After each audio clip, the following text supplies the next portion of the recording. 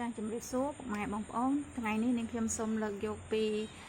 របៀបធ្វើហ៊ុនជ្រូកខ្ចីជាមួយនឹងទឹកត្រីផ្អែមជូនបងប្អូនសម្រាប់ទស្សនាចាអញ្ចឹងមកដឹងពីវិធីធ្វើទាំងអស់គ្នាចាគឺមានឲ្យជារសឈ្ងុយឆ្ងាញ់ចាបងប្អូនចាអញ្ចឹងបងប្អូនអាចសាកល្បងយកមកធ្វើបានដោយសារតែនាងខ្ញុំមានពោះជ្រូកខ្ចីទឹកតែទិញមកចាយើងដាក់ក្នុងទូទឹកកកអញ្ចឹងនៅសល់គឺចង់ធ្វើជ្រលក់ជាមួយនឹងទឹកត្រីផ្អែមចាអញ្ចឹងដំបូងគឺយើងត្រូវយកហ៊ុនខ្ចីរបស់យើងហ្នឹងយកទៅស្ងោរសិនណាចាអញ្ចឹងបងប្អូនដាក់ដាំទឹកឲ្យពុះដាក់ស្លឹកក្រូចសើចហើយនឹងរំដេងចូលចាអញ្ចឹងនៅពេលដែលទឹកយើងពុះហ្នឹងគឺមុននឹងដាក់ហ៊ុនខ្ចីចូលគឺយើងត្រូវដាក់អំបិលមួយចឹបសិនចា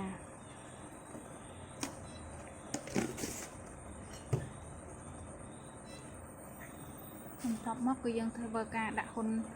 ជ្រូករបស់យើងចូលដើម្បីស្ងោរឲ្យឆ្អិនចាអញ្ចឹងឥឡូវយើងស្ងោរហ៊ុនជ្រូករបស់យើងទុកមួយឡែកសិនយើងចាប់ផ្ដើមធ្វើទឹកត្រីផ្អែមចាទឹកត្រីផ្អែមនេះខ្ញុំធ្វើជាមួយនឹងអំពិលទុំចាអញ្ចឹងបងប្អូនយកអំពិលទុំរបស់យើងហ្នឹងចាយកមកហើយដាក់ទឹកក្តៅចូលដើម្បី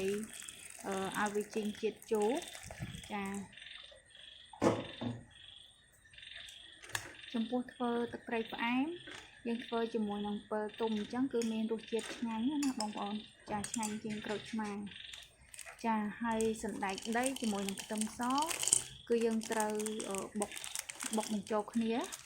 ចានៅពេលដែលយើងធ្វើបែបហ្នឹងធ្វើឲ្យដាក់ទឹកត្រីទៅមានរាងខាប់ខាហើយរសជាតិឈ្ងុយប្លែកចាបន្តមកទៀតគឺយើងធ្វើការដាក់ស្ករត្នោតចាស្ករត្នោតនេះខ្ញុំដាក់ចំនួន1ស្លាបព្រាចា1ស្លាបព្រាបាយចាហើយទឹកត្រី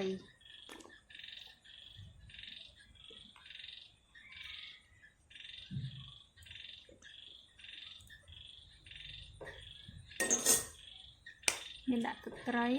ចាដាក់ប៊ីចេង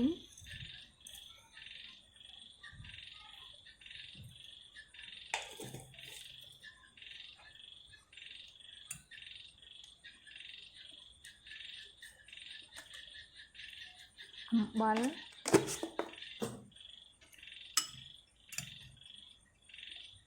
ចាបន្តមកទៀត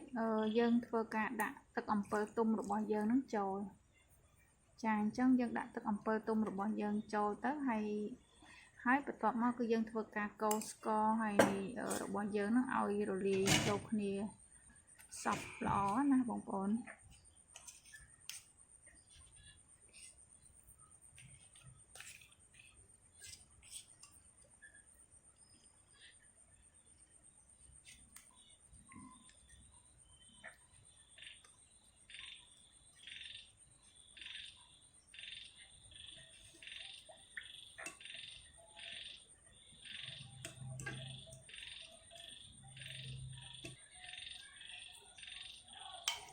ចាបន្ទាប់ពីស្កររបស់យើងរលាយចូលគ្នាអស់ហើយគឺយើងដួសសណ្តែកដីជាមួយនឹងខ្ទឹមសដែលយើងបុកអំបាញ់មិញហ្នឹងចូលចាហើយយើងធ្វើការកូរវាឲ្យចូលជាតិក្នុងល្បាយតែមួយមក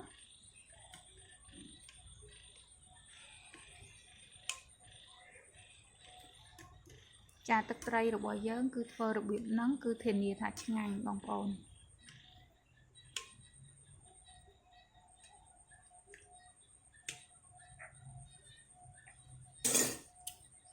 ចាបើយើងចង់ហឹរគឺយើងដាក់ថែមម្ទេស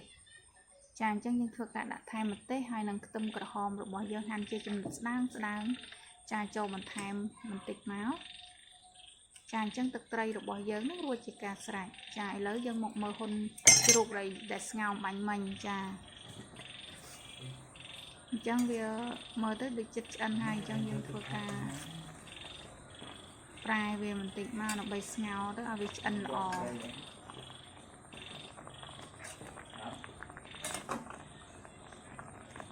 យើងទូមានគាត់អញ្ចឹងយើងបន្តស្ងោរបន្តិចទៀតទៅយើងមើលថា វារៀងនៅស្ទើរដែរអញ្ចឹងយើងស្ងោរបន្តបន្តិចទៀតដើម្បីឲ្យវាឆ្អិនល្អហើយយើងអាចធ្វើការបេះបន្លែវាដើម្បីយកមកតបជាមួយចាបន្លែគឺយើងមានជីគ្រប់មុខចាហើយត្រសក់ហើយនឹងសាឡាត់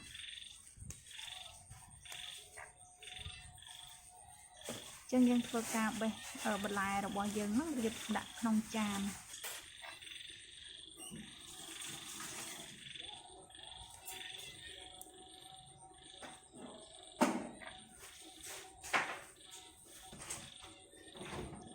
ចាដាក់ជីដាក់សាឡាត់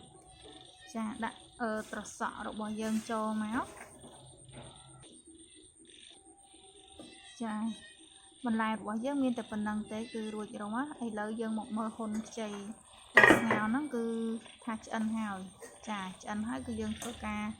ស្រង់ហ៊ុនរបស់យើងហ្នឹងចាយកទៅហាន់វាជាចំណិតស្ដើងណាតូចល្មមណាបងប្អូនចាអញ្ចឹងយើងធ្វើការហាន់ហើយយើងយកមកដាក់នៅក្នុងចានអូខេអញ្ចឹងវិធីធ្វើគឺមានតែប៉ុណ្្នឹងទេចាហើយឲ្យជារសគឺពិតជារសជាតិឈ្ងុយឆ្ងាញ់បងប្អូនត្រូវជាមួយនឹងទឹកត្រីផ្អែមដែលយើងធ្វើរបៀបមុនហ្នឹងណាចាបងប្អូនអាចយកទៅអនុវត្តបានចាអរគុណច្រើនសម្រាប់ការទស្សនារបស់បងប្អូនសូមជួយចុច Subscribe ឬសញ្ញារូបកណ្ដឹងដើម្បីទទួលបានវីដេអូថ្មីៗដែលនឹងខ្ញុំបានបង្ហោះជូនសូមអរគុណសូមជម្រាបលា